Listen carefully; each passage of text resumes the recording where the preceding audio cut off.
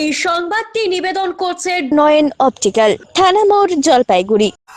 দিনে রাতে শোনা যাচ্ছে কান্নার শব্দ, ঘটছে নানান অদ্ভুতুরে কাণ্ড। ঘরের আসবাব নিজে থেকেই উলটপালট হয়ে যাচ্ছে, আগুন ধরে যাচ্ছে শীতের গায়ে দেওয়ার সেই কম্বলে। সব মিলিয়ে জলপাইগুড়ির এই এলাকায় চরম ভূতের আতঙ্ক।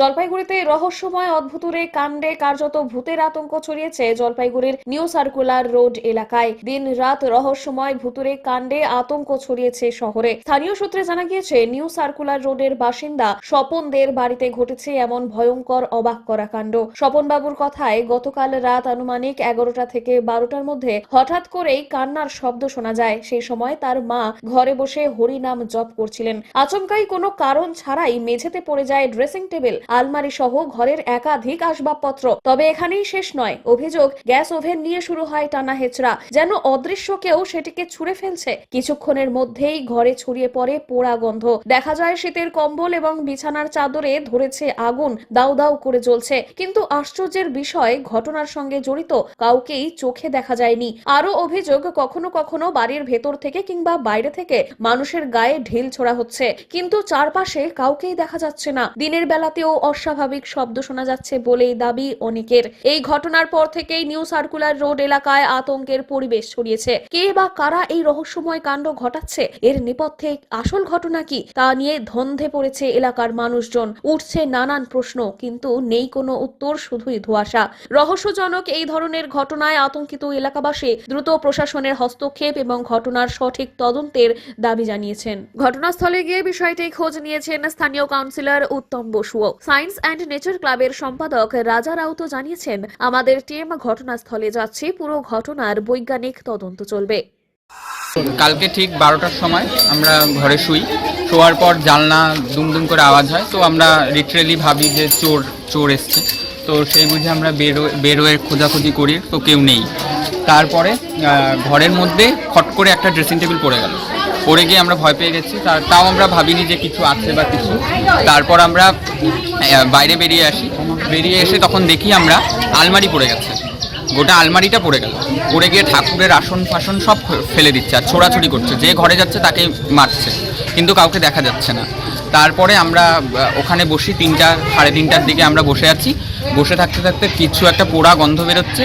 তারপর এসে দেখি বিছানা দাউ দাউ করে কয়জন থাকে এই বাড়িতে? আমি আর বাবা থাকি, আমার মা আছে। মা থাকে না।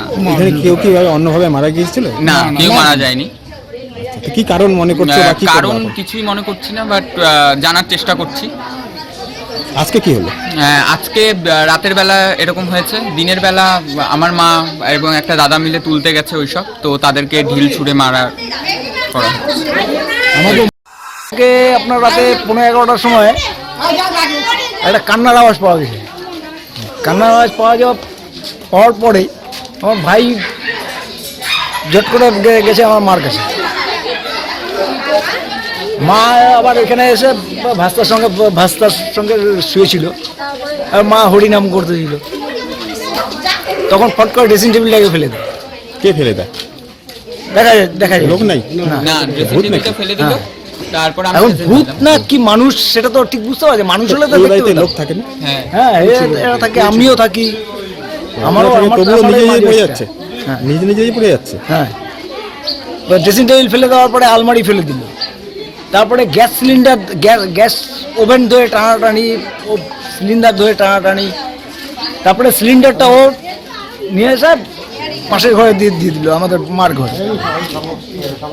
এখন তার কিছুক্ষণ বাদেই আমার ভাই নিচে ঘুমায়, তো ওখানে একটা কম্বল পাতা ছিল আর তোষক ব্যাস, এই যে জ্বালা পড়ে গেছে।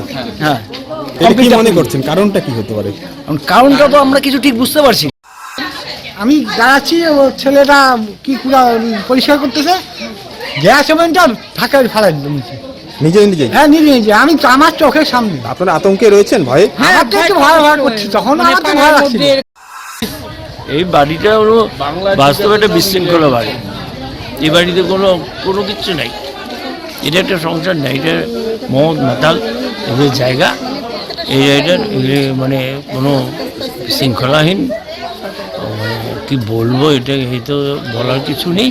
তবে এই আতঙ্কটা কেন সেটাও একটা বিষয়।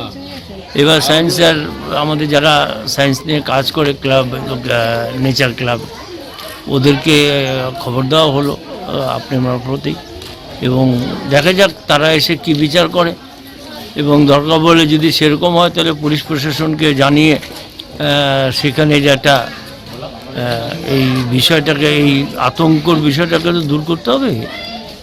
এই আতঙ্কটা ঠিক না আমার কাছে, আর কার কাছে কি ঠিক কি ভুল সেটা আমার বিষয় না, আমার কাছে এগুলি কোনো মূল্যহীন। এখন আমাদের সংগঠনের পক্ষ থেকে একটা টিম যাচ্ছে এবং তারা পুরোটা নজরদারিতে আমরা রাখছি। প্রথম কথা হচ্ছে, এটা আমরা সকলেই জানি যে ভৌতিক কাণ্ড বলে কিছু অ্যাকচুয়ালি হয় না প্রকৃতিতে, যা হয় সেটা বাস্তব এবং প্রাকৃতিক, কোনো অপ্রাকৃতিক কোনো বিষয় নয়। নিঃসন্দেহে এর পেছনে কারণ আছে, যে কারণটা আমরা আমাদের মতো করে অনুসন্ধান করব। তবে এই প্রাথমিক যে আমাদের অনুসন্ধান, তাতে যা মনে হচ্ছে যে এটা মানুষের দ্বারাই তৈরি করা, এবং যে বাড়িটা আছে সেই বাড়িটা অনেক পুরনো, এবং সেই বাড়িতে যারা আছেন আর কি, তাদের মধ্যে আমার মনে হলো 1-2 জন খুব একটা সুস্থ নয় আর কি।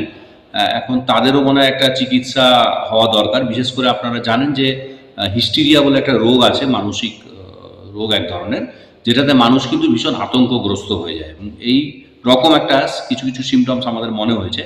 তো বিষয়টা অবশ্যই আতঙ্কের অন্য দিক থেকে ভাবলে হবে, কারণ কি ওই বাড়িতে যারা বসবাস করেন আজকে, তার পুরো এই শীতের সময় বিশেষ করে সমস্ত এই বাসন কোসন থেকে শুরু করে ধরুন তাদের যে বেডিংস যেগুলো আছে সেগুলো সব পুড়ে গেছে, বা আগুন, আমি শুনলাম একটা বাচ্চা শিশু আছে তার গায়েও মানে আগুন লেগে যেতে পারতো, এরকম ইনসিডেন্ট হচ্ছে। কিন্তু এটা আমার মনে হয় মনুষ্যকৃত। অমিত বণিকের প্রতিবেদন, CCN তরাই ডুয়ার্স সংবাদ। চোখ মানব শরীরের এক অমূল্য সম্পদ। সঠিক সময় সকলেরই এই অমূল্য সম্পদের যত্ন নেওয়া উচিত। আর চোখের যত্ন সঠিকভাবে নিতে হলে আপনাকে আসতেই হবে শহর জলপাইগুড়ির অন্যতম বিশ্বস্ত প্রতিষ্ঠান থানা মোড়ের নয়ন অপটিক্যালে। এখানে আপনি পাবেন সকল সাধ্যের মধ্যে বিভিন্ন রকম ব্র্যান্ডের চশমার ফ্রেম ও লেন্স। অত্যাধুনিক কম্পিউটারাইজ যন্ত্রের সাহায্যে 2 জন চক্ষু বিশেষজ্ঞ চক্ষু পরীক্ষা করে থাকেন এখানে। দরিদ্র পেশেন্টদের বিনামূল্যে ছানি অপারেশনের ব্যবস্থা করা হয়ে থাকে। আর তাই চক্ষু পরীক্ষা হোক বা নতুন চশমা, চোখের যে কোনো সমস্যার যার ওপর চোখ বুঝে ভরসা করা যায়, তার নাম হলো নয়ন অপটিক্যাল। আমাদের ঠিকানা থানা মোড়, জলপাইগুড়ি। যোগাযোগ করুন 9932208885 অথবা 8250568100 এই নম্বরে।